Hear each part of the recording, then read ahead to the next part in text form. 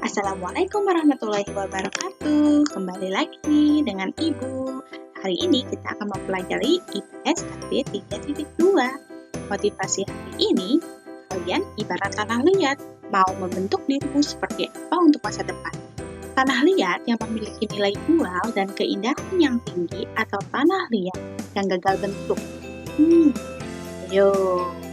Nah, tujuan pembelajaran kita pada hari ini 1. Menganalisis pembangunan ekonomi, sosial, dan budaya. 2. Mengenal budaya sosial gerabah Kasongan. Yuk, kita pelajari.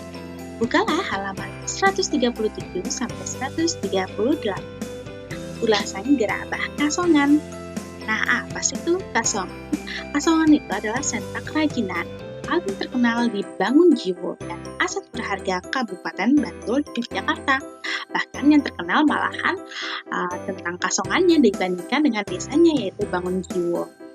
Kemudian, gerabah itu apa sih? Gerabah adalah perkakas yang terbuat dari tanah liat atau tanah lempung, tanah yang lembek ya, dan akan dibentuk. Nah, hasil-hasil gerabah kasongan itu apa saja sih? Nah, contohnya adalah guci. Nah, kalian lihat ya, wah sangat indah gucinya. Kemudian ada pot, vas bunga.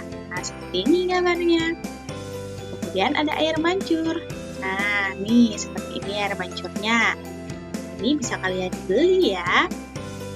Kemudian ada patung Loro Blonyo. Nah, biasanya kalau kalian di Yogyakarta ada patung seperti ini nih, Bapak dan Ibu, atau patung yang ada di Yogyakarta yaitu patung Loro Blonyo. Kemudian ada wuwuk. Wuwuk itu termasuk mahkota ya, mahkota yang biasanya kalian bisa lihat yang ada di rumah-rumah yang ada di Jawa.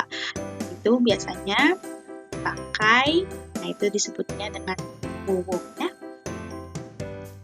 Nah, kalian bisa masuk ya ke pembelajaran pembangunan sosial budaya di Indonesia.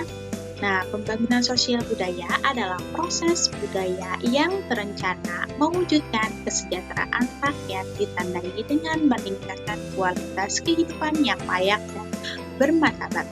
Contoh dukungan terhadap pembangunan sosial, membeli produk dalam negeri. Kita bisa membeli produk dalam negeri kita, contohnya seperti tadi ya, gerabah Kasongan. Kerajinan gerabah merupakan wujud dari pembangunan sosial budaya yang pada akhirnya untuk mewujudkan kesejahteraan rakyat, di mana gerabah Kasongan yang tadi bisa dibeli, lalu hasil pembeliannya menjadi kebutuhan dasar. Untuk memenuhi kebutuhan dasar itu, masyarakat tersebut dijual. Kemudian pembelajaran selanjutnya, ayo kita membaca halaman 140, di mana membaca teks tentang gerabah Kasongan. Nah, kita lihat ya pada gambar ini, seorang pengrajin sedang sedang membuat gerabah Kasongannya. Nah, sentra UKM gerabah Kasongan terletak pada ketinggian sekitar 100 meter dari permukaan laut. Luas wilayahnya 34,3 hektar. Karena terletak di atas sungai, wilayah Kasongan tidak memperoleh pengairan cukup. Memanfaatkan kekayaan sumber alam ya. Nah, ini termasuk kekayaan sumber alam yang ada di alam sendiri dengan menggunakan tanah yang sudah tersedia. Kasongan berkembang menjadi sebuah desa wisata yang menghasilkan produk seni kerajinan gerabah sebagai mata pencaharian utama. Nilai ekonomis dari gerabah mampu memotivasi penduduk Kasongan untuk menggeluti produk berbahan baku leleran atau tanah liat.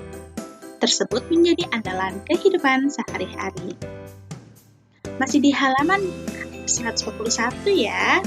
Kita masuk berdasarkan hasil pengamatan dan pemahamanmu tentang kerajinan Kasongan. Jawablah pertanyaan berikut. Nomor 1. Apa yang melatar belakangi masyarakat Kasongan menekuk sebuah wirausaha kerajinan gerabah ya? Yang kedua, bagaimana interaksi masyarakat Kasongan dengan lingkungan sekitarnya? Yang ketiga, apakah produk yang dihasilkan memberikan pengaruh terhadap perkembangan budaya?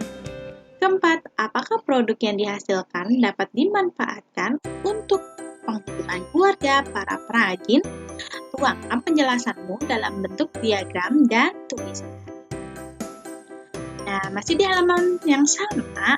Nah, kita lihat ya gambar-gambar berikut ya. Nah, amati gambar dan tuliskan hal yang ingin kamu ketahui lebih lanjut tentang kegiatan wirausaha yang kamu temukan pada gambar tersebut dalam bentuk pertanyaan. Jawab pertanyaan berikut. 1. Apakah ada hubungan usaha-usaha tadi dengan kebutuhanmu? Nah, silakan jelaskan ya. Yang kedua, apa manfaat yang kamu peroleh dari usaha tersebut? Nah, silakan jelaskan. Yang ketiga, apa saja yang diperlukan seseorang untuk menjalankan sebuah usaha? Nah, silakan dikerjakan ya. Nah, sekian dulu dari Ibu. Terima kasih. Sampai jumpa kembali. Wassalamualaikum warahmatullahi wabarakatuh.